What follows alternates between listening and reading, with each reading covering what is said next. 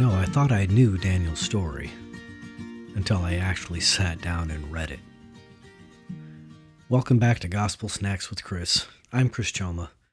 This is a space where we slow down, breathe, and let the scriptures speak into the real moments of our lives.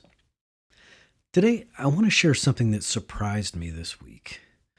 Because I've known the story of Daniel since I was a kid, or at least I thought I did, lion's den, courage, God rescues him, the classic Sunday school picture.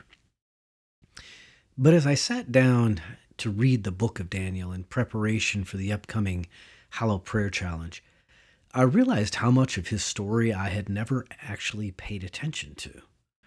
And honestly, it hit me deeper than I expected.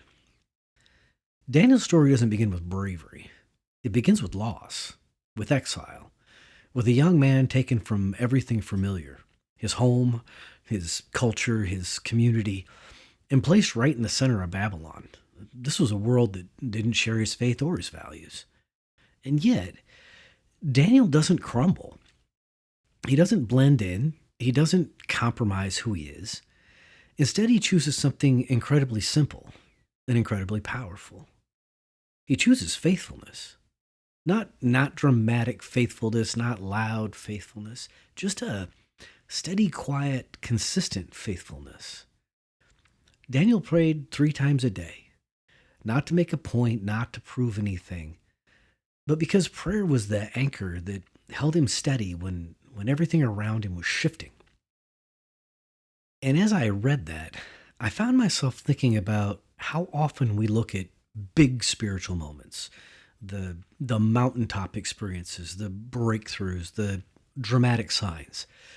But Daniel reminds us that sometimes the most transformative thing we can do is simply show up again and again, day after day. That's exactly what the Hallow Challenge is inviting us into. Not perfection, not pressure, just a rhythm, a steady yes to God, repeated over 21 days, and maybe beyond. So here's the question I think Daniel leaves with us today.